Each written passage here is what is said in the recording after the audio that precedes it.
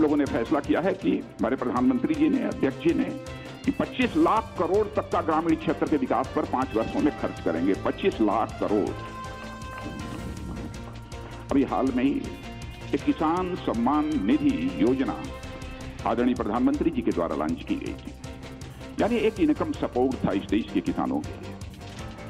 6,000 रुपया प्रतिवर्ष, जिनके पास 2 हेक्टेयर से कम की जमीन है, उनको दिया जाएगा। पहली किस्त जा चुकी है, दूसरी किस्त जाने वाली है।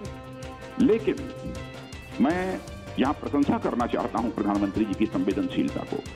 जब इनके साथ इस संकल्प पत्र को तैयार करने के लिए बैठे थे, तो उन्होंने ये कहा, प्रधानमंत्री जी ने, कि मुझे कुछ अजीबोगरीब लगता है कि हम कोई भी लाभ यदि देना है तो केवल कुछ ही लोगों तक हम क्यों सीमित रखना चाहते हैं।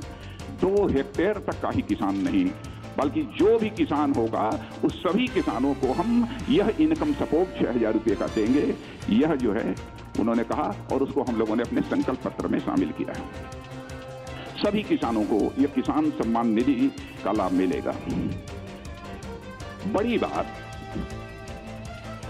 यह भी हम लोगों ने फैसला किया है, आजाद भारत के इतिहास में शायद किसी ने सोचा नहीं होगा, स्मॉल और मार्जिनल फार्मर्स, छोटे और सीमांत किसानों को पेंशन की सुविधा भी देंगे। 60 वर्ष के बाद पेंशन की सुविधा भी देंगे। राष्ट्रीय व्यापारी आयोग, हमारे देश के व्यापारी समाज की बहुत लंबे अरसे से यह मांग चली आ रही थी।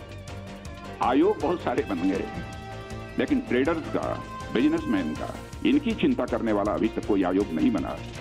तो इस संकल्प पत्र में हम लोगों ने यह संकल्प लिया है कि हम राष्ट्रीय व्यापार आयोग बनाएंगे। और राष्ट्रीय व्यापार आयोग जो बनाएंगे, इनएक्टिव यह आयोग नहीं होगा, बल्कि वेरी इफेक्टिव आयोग होगा। एक ऐसा हम राष्ट्रीय व्यापारी आयोग बनाएंगे।